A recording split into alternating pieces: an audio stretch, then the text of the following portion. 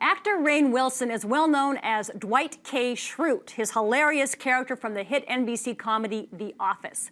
Well, Dwight was recently in town for a concert benefiting his favorite charity, the Mona Foundation, and we were able to grab him for a little FaceTime. So what's the name of the show again? Art Zone. Art Zone. It's Nancy, right? Yes. Fire when ready. All right. So, Rainn Wilson, nice to see you. Nice to see you, Nancy. Long time. It's been a long time. Been so long. Too long. Too long. Way too long. Come on. Now, you grew up in the Seattle area. Yeah. And you went to Shorecrest High School. Yeah, I did. I was born in the University of Washington. I almost said University of Washington bookstore. I was born in the University of Washington bookstore. We lived all over the place. Mostly settled down up in Lake Forest Park suburb, just north of Seattle when I was older. And yeah, I went to Kellogg Junior High and Shorecrest High School for a spell. Were you in any particular group, athletic, kind of a jock or a actor or a stoner? I was a huge jock. Yeah, Were you I a was gigantic jock? I was like the football team. I was the center.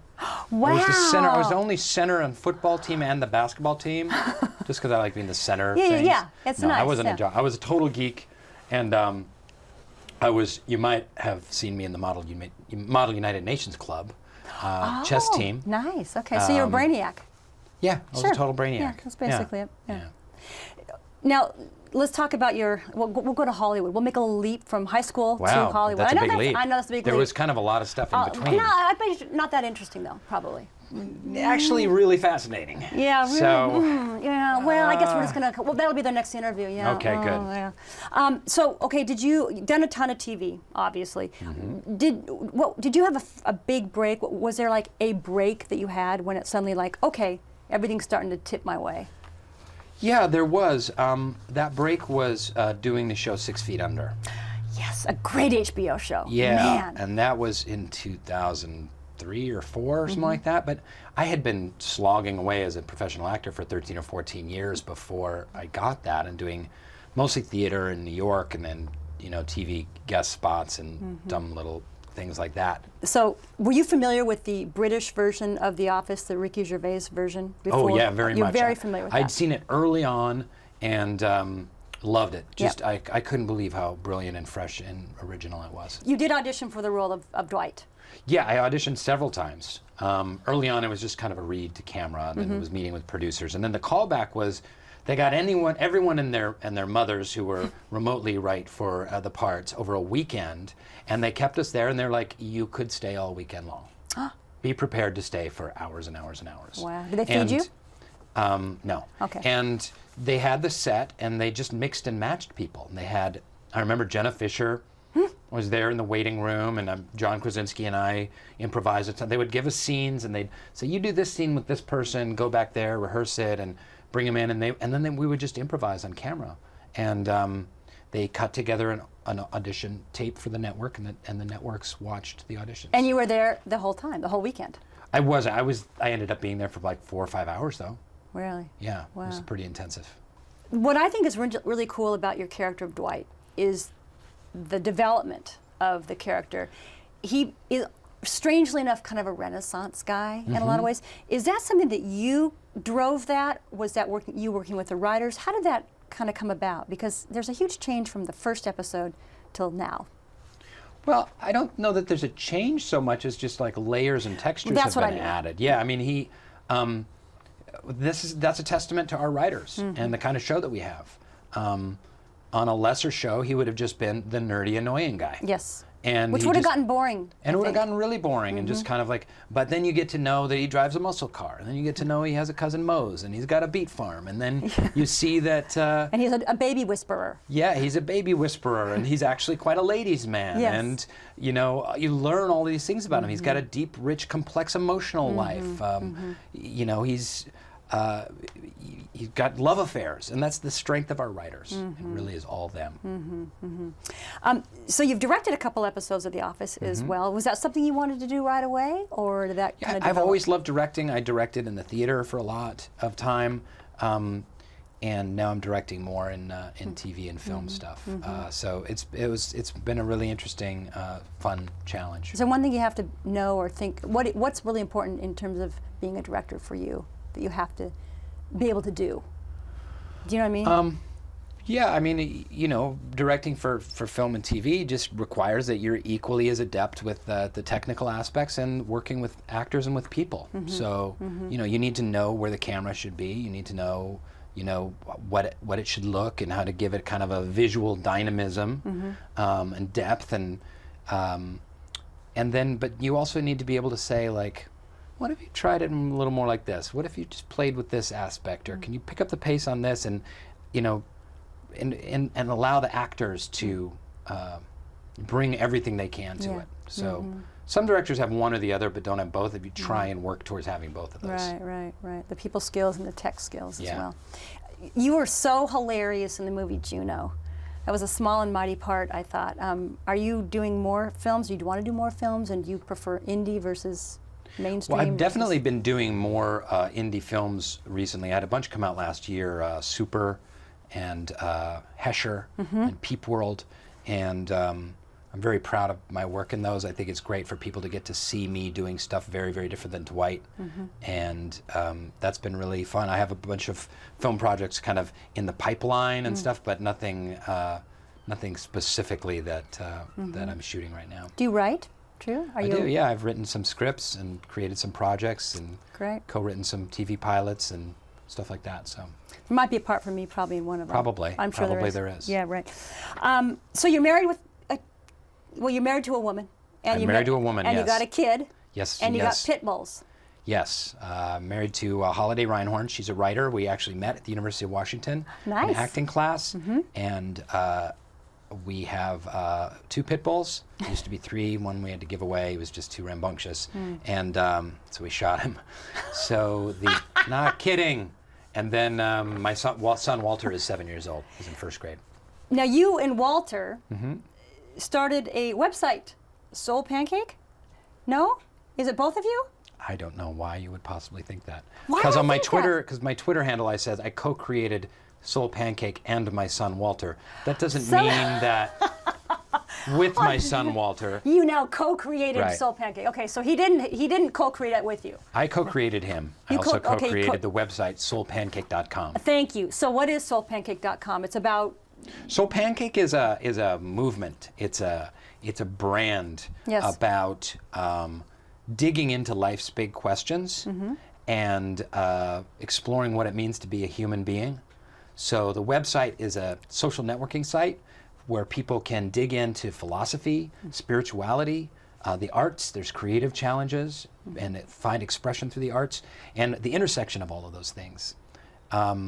You can post your own life's big questions and interact with other people. We had a book. It was a New York Times bestseller that came out last year. What was it called? SoulPancake, Chew on Life's Big Questions. Nice. And it's a great stocking stuffer. Note to you.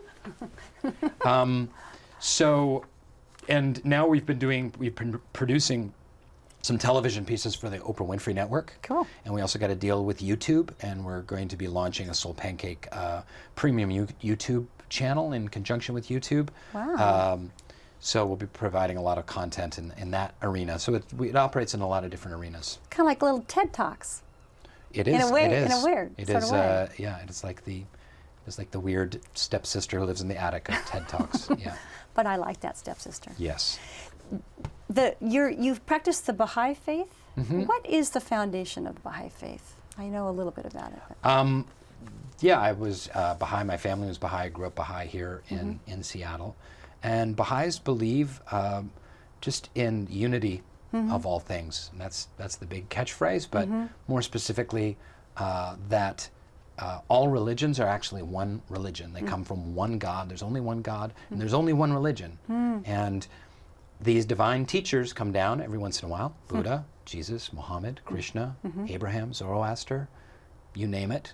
And they give God's constantly updating message for humankind. And that Baha'is believe that a man named Baha'u'llah came in Persia in the mid-1800s.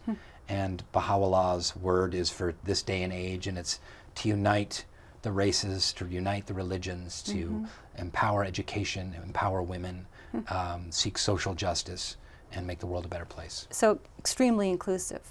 Very inclusive. Very, very inclusive. Does your faith inform kind of your work or how you the projects you choose, do you think? In some ways, yeah. I mean, definitely SoulPancake in a way is inspired by the Baha'i Faith. It's not a Baha'i Faith site at all. You won't find any mention of it on there. But one of the teachings of the Baha'i Faith is the individual investigation of truth. So every person has the obligation to explore the truth and find the truth for themselves and not listen to what anyone else says. And that's what SoulPancake is, kind of a place for people to do that. Yeah. And we've got atheists and born-again Christians and Yeah. Mormons and agnostics and Buddhists and everyone in between digging into life's big questions. I think the most important thing is for people to listen, listening to people. What was that? That was not funny. So let's talk about the Mona Foundation. You're very involved with that. I've done a number of benefits here in Seattle. What is the Mona Foundation and what draws you to want to support it? Well, the Mona Foundation is a local charity. It's based in Kirkland, Washington, and it supports educational initiatives across the globe. We find schools that are deserving of financial support, that have a local board, that have a vision for their success, that are a grassroots educational school, and we provide them the resources that they need to grow and expand. So it's not a case of like the Westerner coming into a poor place and saying, well, I think you should put a school here and it should teach this, and I think this person should be the big teacher. agenda. And, yeah, it's just like what's working and support that. And that's what makes Mona Foundation different. And they have a bunch of schools in a bunch of different countries. My wife and I have gone down to Haiti on multiple occasions to visit them. The schools that are there, there's 4 projects they support in Haiti. And I'm happy to come back and help put them on the map and raise money for them and spread the name and the awareness about Mona Foundation because they do such magnificent work. And when you put together like an evening with Rainn Wilson and friends, how do you choose who your guest stars? I take anybody I can get. Want to be on stage? Great. I call people that I know and I write their managers and I spend a lot of time writing a lot of emails to all kinds of bands up and down. Writing Modest Mouse and Pearl Jam, like, come on, guys. You have a lot of power. I mean, people probably respond pretty happily to that, no? Oh, I don't know about that, a lot of power. But I mean, some not people like know that. who I am. But so that's where we're able to come up with some great, I try and get some local talent. It's a lot about fostering that. Yes. And great. this one we have With Rachel, Viz Queen. Yeah, Viz Queen and Colin Malloy from the Decemberists is driving up from Portland. Great. And then Mindy Kaling from The Office is coming up, and Chris Pratt and Anna Faris. They're married and they're both Seattleites. I knew she was. I didn't know he. Yeah, from Parks and Rec. Oh, nice. So they're coming up as well. Andy Grammer is a friend of mine. He's a pop singer.